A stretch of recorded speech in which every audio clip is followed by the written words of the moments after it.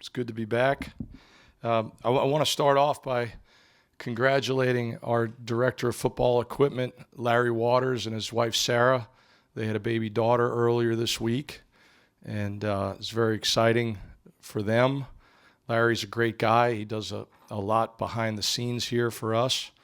And Mary Collins is her name, and everything went smoothly, so that's great news. You know, one thing I learned when I moved to the South back in 2006 was about using the family names for your kids. You know, that was something you didn't see much up north, probably because of all the vowels in our names up north, you know. I don't know that you could name your daughter Mary Ruggiero Waters and it go over too well at school, or have the kindergarten teacher pronounce it correctly. So, but Mary Collins just has a very nice ring to it. And Larry does a lot for us behind the scenes. He's sort of one of the unsung heroes around here. And it's not an easy job, right? You're in customer service, but you're trying to uphold a high standard. You know, in this day and age of college football, you know, about a third of our roster is double numbers. So Larry and I are talking weekly about any potential issues there, and he's always ready with backup jerseys on the sidelines and things of that nature. So great guy, and appreciate him very much. Happy for them. You know, I've been doing this 31 years. It seems like every equipment manager I've ever been around, their political views are somewhere to the right of Attila the Hun. I don't know why that is, but that's been a constant in my 30-year coaching career. So Larry's been out this week, and Schuler Hayes, who's his assistant, has taken over pretty much like Alexander Haig did in the White House. He's in total control here. So doing a great job, and appreciate him as well, and looking forward to getting Larry back. I'm sure he'll be back for Saturday. So it was a disappointing loss down at Georgia, and I know you guys have talked to Coach Beamer enough about that at this point, but we certainly had our chances to do something special. We didn't do it, didn't finish it, and special teams certainly takes our part in that and takes some ownership in that as well. The game ended up being about a wash for us, but we had some chances to make some things happen, and we didn't get that done. There were at least two shots where we really could have flipped the field position on a rainy day and punt and make them go a long field, and we didn't do that. We had a golden opportunity, a kickoff return, just a perfect kick. We had a field return called, and they kicked it down the middle of the field, and as soon as the ball came off the kicker's foot, I was just talking over the headsets, and I said, this is the one, but you still got to block them. And we missed a block at center. We missed a block at up back. We got a holding penalty by the up back as well, and that added to our issues in the third quarter, because that drive started off inside our 10-yard line, and it could have been, you know, a potential drive start out around midfield. Our kickoff team did well. We got one ball down inside the 15. Mitch kicked the ball well, so that was encouraging to see. But overall, you go into a game like that, it's got to be better than a wash, and you certainly can't have some of the self-inflicted wounds like we did on kickoff return if you want to do something special. So we got to keep working and learning, and as I've said many times since early to mid-August, this is very much a work in progress with this group right now. Every day I go into my meeting room and I look in the front of the room and I see some guys that I've worked hard to train for 2.5 years, and guys that really understand what we're doing, and many of them are not the ones playing on special teams for us right now. Almost every guy on every unit, with a few sprinkled in exceptions right now, are first and second year players in our program, and in some cases guys that have been walk-ons for us that are getting their first game action this season. So you know, that's a reminder to me that I've got to keep striving to keep things simple and not take anything for granted. And even though I'd like to be moving ahead on certain things, I feel myself going back and still teaching a lot of day one concepts in meetings, even this time of year when you're trying to get ready for specific game plans and attacking opponents and so forth. So we're still trying to find that sweet spot with personnel and trying out some different people in some different spots. The one constant has been our specialists, and those guys need to perform better. I can point to any one of our first 3 games and show you some excellent things that each of them has done, and I can also point to different plays in games where they have not executed at a level that we expect. So those guys really need to get themselves back to an elite level. And, nobody pushes themselves any harder than those guys. I'm confident that they'll do it, but we need them to do it, especially while so many other guys are coming along and coming along slowly. But this is the SEC, right? So nobody cares about your problems. There's no rest for the weary. You've got to keep forging ahead, and we've got a very experienced, talented, very physical opponent coming in here this week. You turn on their special teams and you see some really rugged guys blocking punts and covering kicks. And from a returner standpoint, and this is no disrespect to the team we just played, because they've got good returners, and we're going to see some other really good returners as the season goes on in conference and out of conference. But these guys at Mississippi State are really special. The Griffin kid, number 5, is a legitimate All-American candidate as a kick returner. He's got an incredible balance of elite speed, vision, pace, and pace is a word that I think is not appreciated enough in coaching. And to me, pace is the ability within a single play to know when to slow down and to know when to speed up. So a football play that's 7, 8, 9, 10 seconds long is not always played at the same speed. You might be a 4.5 40 guy, but you don't play that play at 4.5 the entire time. This guy's got an incredible ability to know when to hit the jets and when to just slow down just enough to let those creases happen on these kickoff returns. So he's going to be a tremendous challenge. He's had explosive returns against everybody he plays, and he's got a 33-plus yard career average. The punt returner is not far behind. Number 1, Thomas. He's a number change guy since last year, but he's averaging over 14 yards in his career per punt return. They do set up a lot of returns. They will selectively come after you as well, but he's another tremendous threat. So our protection needs to be sound. These guys have blocked a punt already this year, but we need to do a great job in coverage as well. They got a veteran long snapper. They've got some new kickers and punters that they're working through. Their punter is an Australian who's very adept at the rollout punts. They've got another punter they've used who's more of an angle punter. So we could see one of 2 different punters in this game. They've used a couple different kickers. So my gut is they're probably trying to find a little bit of their rhythm there and create some competition with those guys. So that just means we've got to be ready for some different people. So it's a challenging week. I mean, this is not a week where you're thinking about starting a new next Netflix series. I mean, this is a week that you'll stay up at night getting ready for these returners. So with that said, whatever questions you guys have. Pete, you mentioned the Leggett kickoff return, but in a general sense, I mean, that play was obviously called.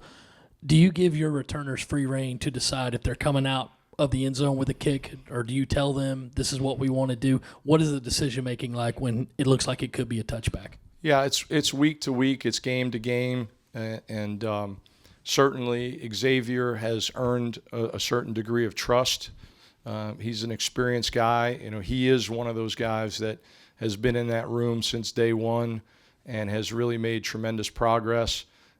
He's very solid back there as a kick returner. He's playing absolutely at an elite level at gunner. And not to drift away from your question, but he has performed exceptionally well at gunner the last 3 games, including against some really good corners at Georgia last week. And I would say if he can continue that, his stock as an NFL prospect is going to rise tremendously. So when you look at him, You see the combination of size and speed. You see that he could help on multiple units. He was one of our best kickoff cover guys last year. We're trying very hard not to use him there because he's rarely coming off the field at receiver. But the kickoff return and the gunner on punt are the non-negotiables for him. But if I was evaluating him as a pro scout general manager, I would say this is a guy that could play 4 units of special teams for me right now, and is doing a better and better job of catching competitive balls at receiver. His durability has been just phenomenal. So very, very proud of him. And we have a very dear relationship, that's been forged through a lot. When we first got here, he was a guy that was getting used to us and the way we expect to practice and the demands of the culture here. And, there was a little bit of wavering early on by him. He had some injuries early in his career. And, man, he's just come out of it with flying colors and gotten better and better every year. So extremely proud of Xavier. Easy rider, as I like to call him. Pete, with so many younger players out there and obviously maybe some veterans too that may not have played special teams over the last couple of years, when you evaluate just where things are at heading into week 3, is it more you want to see more technique improve, or is it more just the want from some of these guys? Yeah, it's everything. It's everything. Even some of our transfers who are older guys did not play special teams at their previous stop because they were a guy that was playing so much on offense or defense that, the priorities were such that, hey, we're not going to use him to do A, B, and C on special teams. So I will say there's a willingness, especially by a lot of our older transfers. Like, they knew coming here that this was going to be important, and this was a chance for them to sort of expand their horizons and gain valuable experience and contribute to the team. So I think the attitudes of our older guys have been really good in terms of that aspect. But they do need more work, more time, more reps, more understanding of what we're doing. For a lot of the younger guys, this is still very eye-opening to them. And you could see it in the meetings. You can just see, well, wow, I didn't know there was this level of expectation and attention to detail that was necessary to be successful.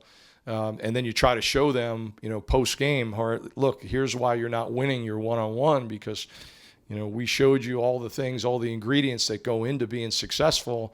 If you just go out there and try hard, that's not going to be enough. I think a lot of those young guys, some of which were very highly recruited, that's still a very much of a learning process that they're going through at this point to appreciate everything that needs to go into it. Film study, paying attention in meetings, taking the meeting to the field, learning the concepts, not just memorizing, I've got this guy. There's a whole lot more to it than that. And just your athletic ability is not going to be enough to be successful. There's got to be an understanding of the concept, an attention to detail with the technique. How do I fit in to the rest of the scheme with those 10 other guys on the field? So that's definitely a work in progress. You talk about how explosive Mississippi State is. When you're a special teams coordinator and you're kind of getting guys in and out, how do you balance maybe aggression versus trying to make a play to flip a game versus maybe just trying to keep things safe when the same thing can happen on the other end? Yeah, we are always going to stay aggressive here. That is our mindset. That's our culture. We don't want to ever take our foot off the gas. So I think whether you're being really aggressive or being somewhat more conservative in your approach, it requires the same level of attention to detail. So, we are going to continue to push, and, there's not going to be any acceptance of, well, this is, this guy's 18 years old and he's covering a kickoff, so we've got to back off what we're doing. No, they've got to catch up to what we expect. And yes, as I mentioned earlier, like, maybe I would like to be moving further along and getting a little bit more sophisticated. I like to talk about ABCs and DEFs. Maybe I'd like to be on more DEFs at this point, but we're going back and rewinding and hitting the ABCs again. I can live with that. I need to accept that's where we're at. But that doesn't mean that you change your expectations. It just means you have to be a little bit more thorough and assume nothing. But we're still going to take the mindset that we've got to go out and attack people and make a difference. And I'm confident that we will. Pete, you mentioned the specialists, but for Kai in particular, just how would you evaluate Kai's first 3 games, what he's done well and what needs to improve for him moving forward? Yeah, so he's been a little bit up and down, I would say. I thought he hit the ball well against North Carolina. We had 2 punts in that game, and actually the Furman game played out similarly, where we were about on our own 40-yard line, so you're not really close enough to start talking about trying to pin them down. You need to hit a full punt. And he had a couple up in Charlotte that hit the turf and rolled into the end zone. Last year at Clemson, a couple of those just stuck in the ground like a pitching wedge, and we downed them inside the 5-yard line. So that's football. The ball takes different bounces. It's not round. But I thought he hit the ball really well up in Charlotte and hit it pretty well against Furman. This past week was not quite up to his expectations or ours. Obviously the weather wasn't great, which never helps, but I did think our operation was very good at Georgia under those conditions. We didn't have any issues with snaps and holds and kicks and punts, so that's always where it starts when you're in rainy conditions. But again, we've got experienced guys, and we need those guys to perform at a high level every week. When going against a guy like Griffin and kickoff return, with the understanding that not every ball you try to kick out of the end zone is going to go out of the end zone, is that kind of the chief goal in going against him? Or do you try to manipulate some things where you play coverage or something like that? Yeah, we're always going to be multiple in our kickoff coverage, and that's no secret. I mean, you just turn on the film and you watch us, and we're doing a fair amount of different things in our coverages, and Mitch is hitting the ball well, but you have to assume that every time you kick it off that it's going to be returned, right? Because no kicker is perfect, and weather conditions, wind conditions, all of those things are factors in the game. So, without showing our hand, I think, people have studied us and sort of know what we do, and we're multiple, and we line up a lot of different ways, and we kick the ball a lot of different ways, and we have, different kickoff coverages that we can employ at different times. So that's, sort of the, I guess, the cliff notes on us from that standpoint.